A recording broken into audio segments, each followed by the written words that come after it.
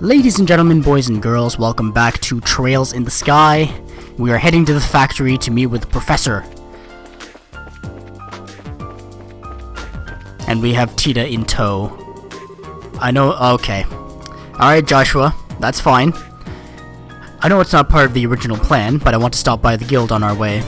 I think it might be best to report on what happened yesterday, just to be on the safe side. I forgot about that detail. Yeah, you might be right.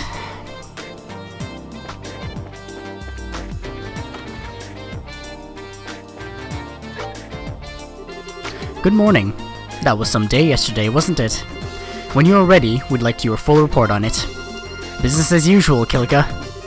I've heard the basics from the factory chief already, but I'd like to expand that account with some first-hand details. Well, Joshua explained the details of the orbital blackout. I see. So the orbit that was sent to Cassius in secret was in fact something dangerous. So could it be that Cassius was in league with these mysterious individuals? The guild is very interested in these developments. We need to continue working with Professor Russell for the present. We thought you'd say that. When we have more information, we'll contact you immediately. Very professional. Joshua and Kilika are very good together. Too bad he has to drag along these two young girls. Professor Russell is in his workshop on the 3rd floor. He seemed pretty impatient, like he was waiting on something or someone. Got it. I always take the stairs. Just like in real life, actually. I always opt for the stairs instead of the elevator.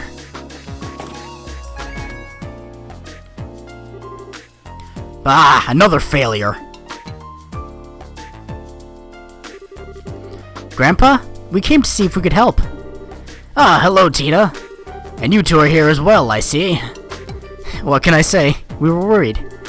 So what are you working on? Well, as you can see, I'm trying to cut into the black orbment, but it hasn't been going very well. What seems to be the problem? Perhaps a demonstration is in order. And click. Whoa, what's that thing? It's a circular saw. It's made of a special alloy that can cut through basically anything. That ought to do it then. It stopped. I thought that might happen. It's on a smaller scale, but it's the same phenomenon as yesterday. It seems like the black orbit is blocking the functionality of the other orbits, interfering with them in some way. And I doubt it was solely made for the purpose of killing the lights. Yeah. But Grandpa, doesn't the effect spread like it did last night? Yes, good thinking.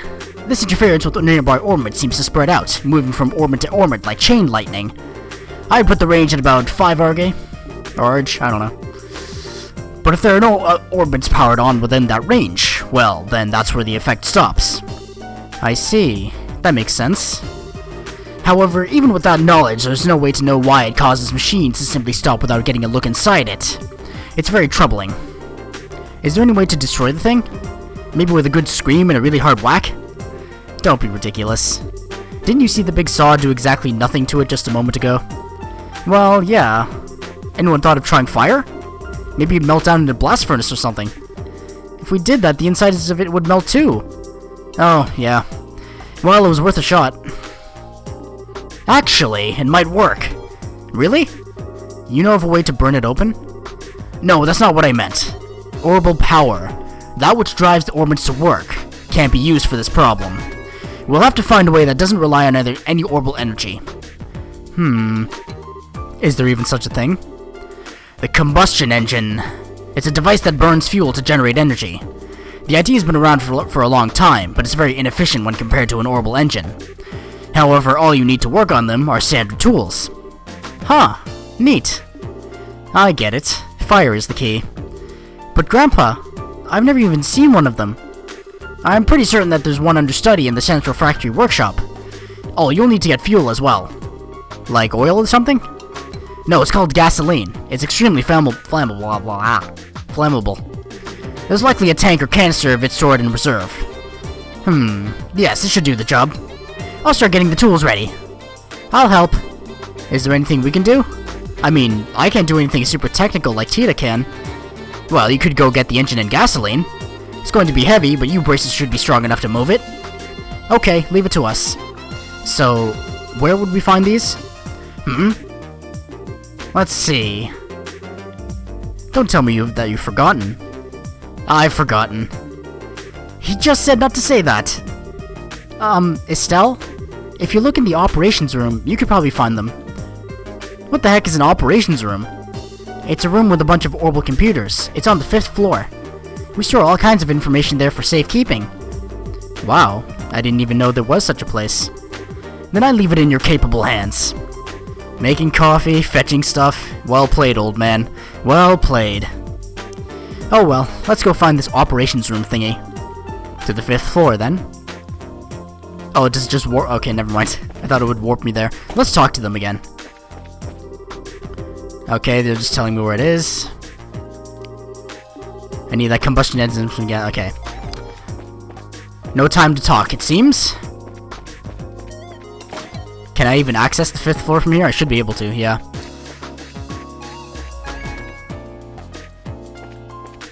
Operations. There it is. Wow, check out this place. This has to be the operations room. Hey, you two! I haven't seen you before, so do you mind telling me what business you have in here? My name's Travis, Senior Engineer and Supervisor. Nice to meet you. We're with the Bracer Guild. We're here at the request of Professor Russell, so if... Professor Russell? He's not in trouble again, is he? Again? You really don't have much faith in him, do you? No, I mean, I realize that he's a genius. He was the one who developed the Capel unit, after all. But even being acquainted with him results in no end of trouble.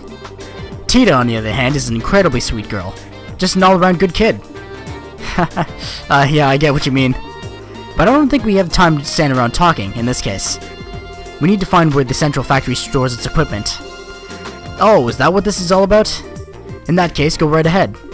I'll show you how it works. So what is this, a database? This cylindrical device is a type of computer. It's called the Capel. These days, they mostly get used to assist in airship navigation. But this one is equipped for the fastest general-purpose data processing in the world. It can be used for anything, from calculating material density to information retrieval. Now, for information retrieval, you have to use this front panel to select that node. That will send the signal through the wiring and allow you to access the memory orbment. There's a quartz inside that returns a rapid light pulse on it, you see. Then it simply extracts the data you want. So I trust you know how it works now. Yep, no sweat. I'm impressed, Estelle. You're way better with modern technology than I am. Okay, so I lied. All that stuff went completely over my head. Well, here's the setup. You change the mode with this panel. I'm sure you'll figure it out in no time.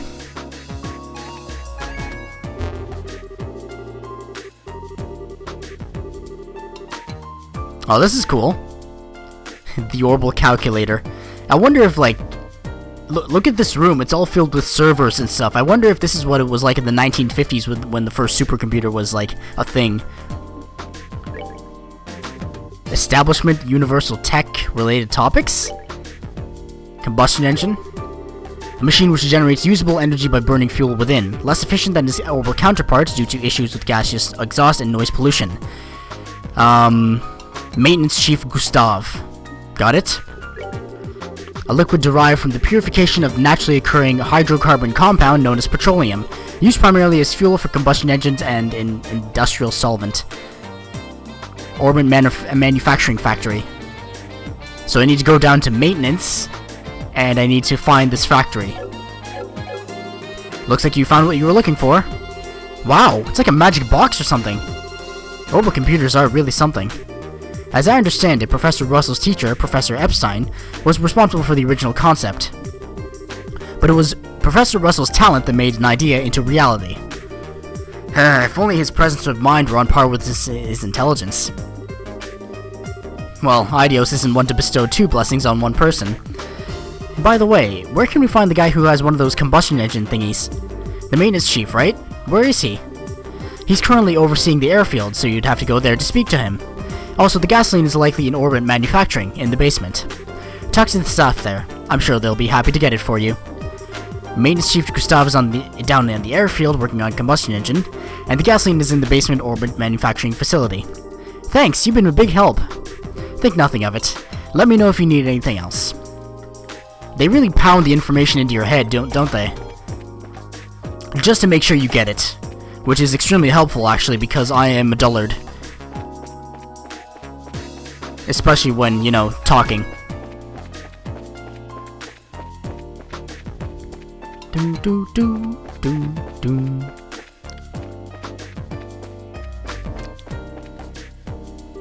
Excuse me. What's that? May I help you? Estelle and Joshua explained the task set to them by Professor Russell. You need gasoline? I think we have a tank of it back in storage somewhere. I'll check for you. Faye used the intercom. This is Faye. Got a request down here. We still have that tank of Calvert gasoline there in the warehouse, right? Can you send some down? Yeah, enough to carry. Thanks. They're sending some for you right now. Sending? Oh, that's... That's what the conveyor belt is for. Holy! There we are. And it's in a jerry can as well. That's adorable. Is this gasoline? So, that's what sending is. Neat, isn't it? This conveyor belt system isn't just for ordering goods. It's an entire network that connects the whole facility. Convenient. Professor Russell invented it. Originally, it was just a series of tubes for sending products back and forth, but the professor completely rebuilt the system into something a lot more useful. Of course, getting all the infrastructure in place was a gigantic pain in the... I can only imagine. We have to be on our way. Thank you for your help. No problem. I don't know what you're using it for, but be careful with that gasoline. It has a tendency to...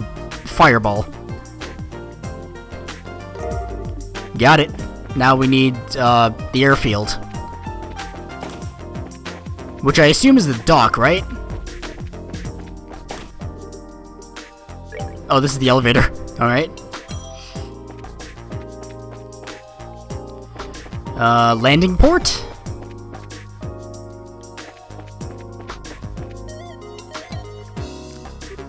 Hi, need a flight? The westbound airship just departed a few moments ago. No, thank you. We don't need an airship right now.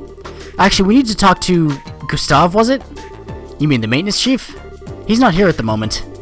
What do you mean, not here? He went to Leibnitz Fortress 2 or 3 days ago. Some kind of repair emergency on a military patrol ship.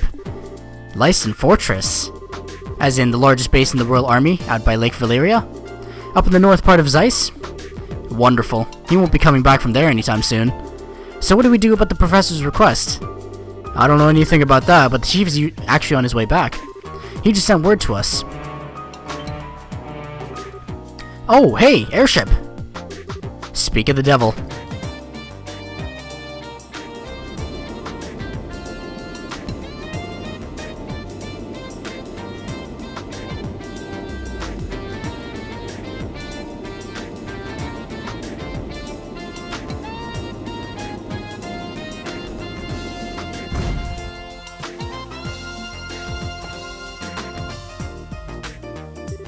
An orange airship? Hold the phone. Since when were public airships orange? No, that doesn't look like a regular public airship. That shape is wrong and it's got work arms all over it. Now that you mention it, that's a central factory vessel. The Leibnitz. This game has weird names. The Leibnitz. It's the same model as the public transports, but it's had several modifications. It's used for large-scale maintenance and transport. Huh, a flying factory. Then the maintenance chief is on that airship? That's right. Now's your... Sorry about that. Now's your chance. You need to talk to him, no?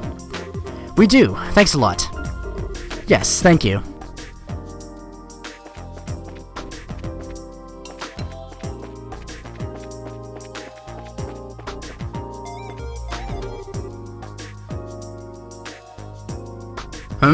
What do you want? The Leibnitz has a mountain of parts stored in her. It's dangerous, so stand clear. Actually, we're looking for someone. Isn't there a maintenance chief by the name of Gustav on this ship? What do you want with me? Oh, well that's convenient. Estelle explained that Professor Russell had asked them to find and borrow a combustion engine. Ah, you're running errands for Russell, are ya? But a combustion engine, huh? Well, you've got good timing, I'll give you that. Huh? Hang on a second.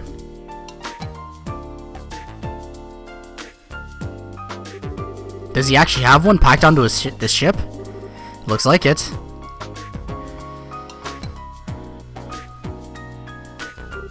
Here you go. It's a heavy beast though, so be careful. Nice. Wow, you weren't kidding. But we can still manage to carry it. You got some spirit to you for such a young girl. I like it. Thanks. It's a pretty interesting little coincidence. That old fart wants this thing right after I got it back from the military. Huh? From the military? Yeah, this thing was on loan to them for a little while. They were using it for some kind of research. As a matter of fact, I only just got it back today. Huh, lucky for us. What's wrong? Oh, it's nothing. Now that we've got what we need, why don't we take it back to the professor? Sure thing. Thank you, Mr. Maintenance Chief. Sure. Give my regards to the old man. So what I'm gathering from this is that Professor Russell is a genius, he's well regarded, or highly regarded I should say, and feared by some. And there's some business involving the military and this combustion engine. Stairs, right? No, this is, okay. Well, might as well go to the 5th floor, but using the elevator. Because why not? This is not where I want to be. I think I want to be on the 3rd floor because I've got both things, right? I love fetch quests.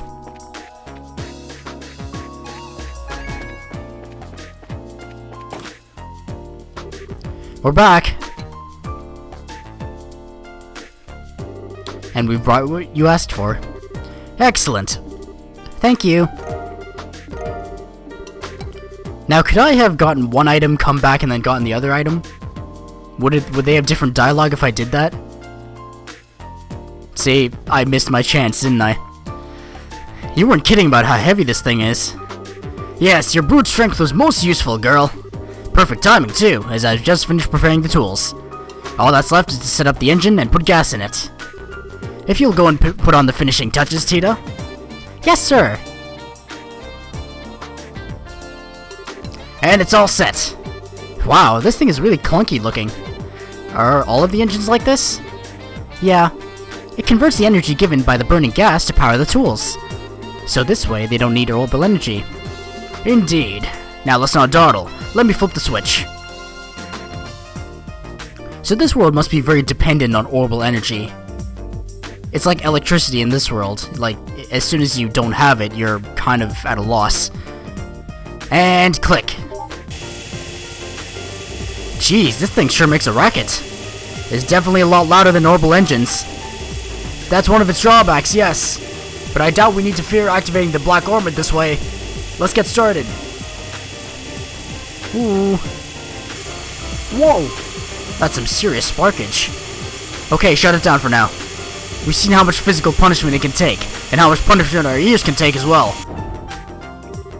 Estelle and the others crowded around to get a closer look. A tiny scratch is faintly visible. That's it? That's incredible! And with the special alloy saw too. Whatever it's made of, it's tougher than anything I've ever seen. But if we keep at it, I believe this would work. We're going to go through quite a few saw blades though. So it's going to be a real test of patience then. Hey, Professor, can I talk to you for a second? Oh, have you already finished the modifications? Of course I have. Remember who you're talking to. Anyway, what is it? Is something wrong? I just received a message from the hotel in Elmo for you. The orbital-powered pump that supplies the hot water for their spa has broken down. Since they can't make any money like this, they'd like for you to come and try to fix it. Ah, you must be kidding. Damn it, of all the times for this to happen. If you're that busy, why don't you send another engineer over? Nah, that pile of junk is at least 40 years old. The younger techs have no idea what to do with anything that's not state-of-the-art. Ah, what a pain in the... Grandpa, maybe I could go over and do the repairs, you think? Hmm? Tita? You took me there to help with maintenance before. I think it'll be fine if I just go. I'm sure you'll do a fine job on the repairs. That's not what concerns me. Agreed, there are monsters out on the roads. But we can't just leave Ms. Mao like this. If that's the problem, why don't you let us handle this? Huh? It's a bracer's duty to ensure the safety of Libero's roadways. Therefore, seeing that Tita arrives at her destination safely is our responsibility. Oh, that's another story. If you're all with her, then we don't need to worry. Alright then, thank you. Are you sure this is okay? Don't worry about it. Kids shouldn't sweat the details so much. If you're ready, then let's go. Thank you. Thank you both. Okay, Grandpa and Mr. Murdoch. We'll be back soon. Take care, dear. Be careful out there. She's so cute. Where are we going? Off to the road? Where is the spa? They never really said where the spa was unless I spaced out halfway through that conversation, which I tend to do. So, Elmo. Sounds kind of fun. No, it isn't. We need to abolish Elmo as soon as possible. There's a hot spring there, right? Right. It's a real nice place. My grandpa's taken me there a few times. So which way do we go? There's a big field outside the south entrance of town. You just follow that road due south to get there. Got it. Due south from the south entrance. Well, let's go then. I should be all equipped, except for Tita, who, like, is very sparse with her involvement with this party. But it should be fine. As long as Estelle and Joshua take the brunt of the, what the hell? Trat Plains Road. Elmo Village. Get that away. Yeah, south of the South Road. Let's gauge the enemies here, shall we? See what we're getting into. 720 elemental efficiency is very good, so that's okay. Ooh, this also has a KO of 20%. Like I always say, 20% is 20%.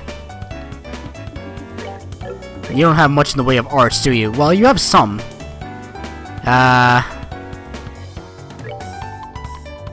When will that cast? That'll cast after he goes, so alright. Let's weaken him up first.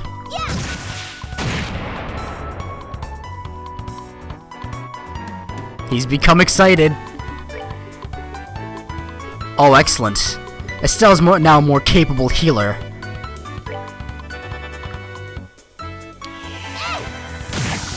Ooh, baby. Don't self-destruct. I am so close to leveling up these two. Alright, one more enemy. Let's find someone we haven't fought yet.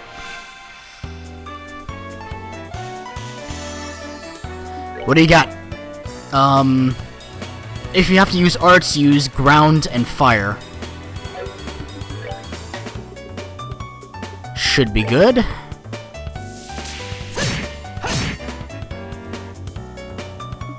Let's see if you can finish him off, Tita. Nice.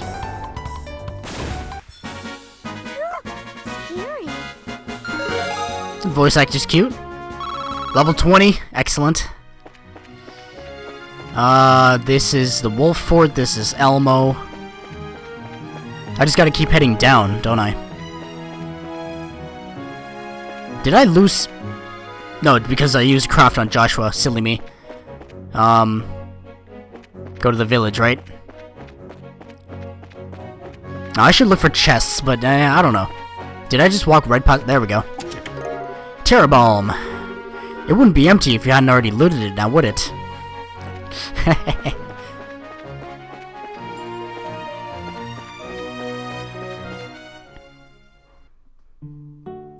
You know, the greenery of that little area reminded me of the, that area in East 1. It's a very old game, I know, but, that first area was filled with greenery. Wow, so this is Elmo, huh? I like it. Feels homey. What's that smell? Joshua, did you... Oh, that's just the sulfur in the water. I guess that's just what happens when the water pours out of the hot springs, huh? Really? Smells like someone left eggs out in the sun for a year. Well, if I hold my breath, it's not too bad, I guess. It's not as strong as usual, though. There's hardly any steam coming out. Maybe it's tied to the pump breaking down. Want to go ahead and see about fixing it? Oh, the key to the pump shed is back at the inn. Miss Mao has it. We'll have to get that first. No problem. To the inn we go.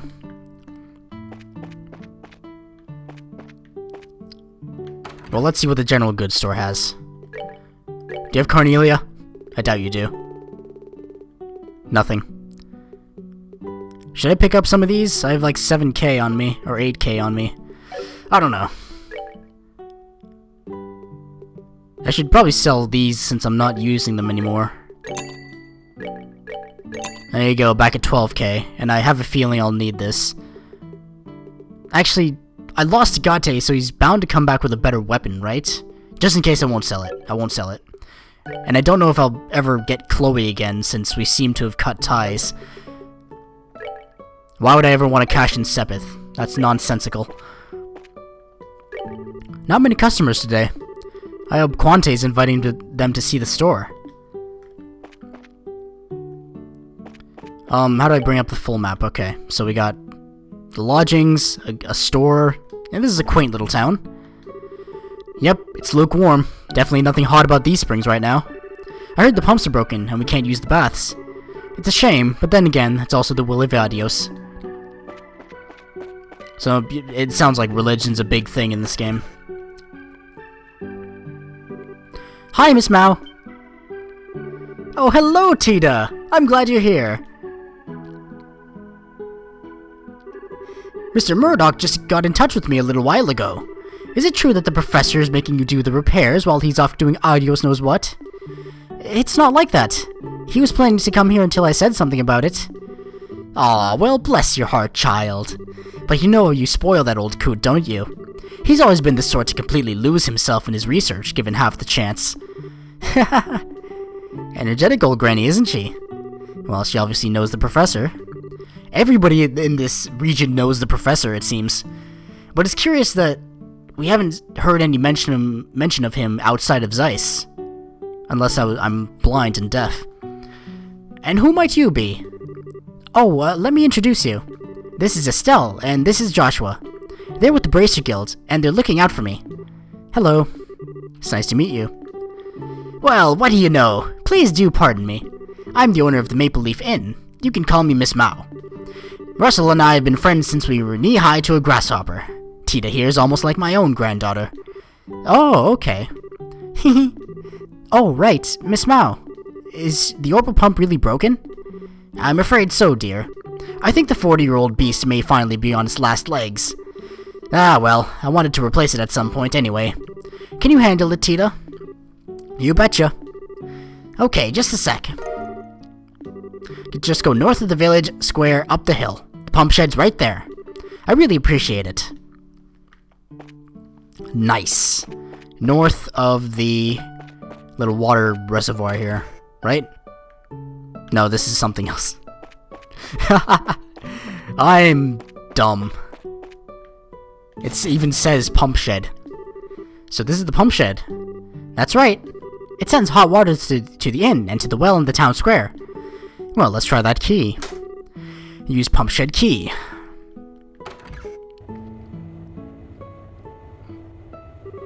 Wow, so this is the pump, huh? You'd never know it was so old from how well maintained it is. Well, I think my grandpa comes in at least once a year to keep it running well.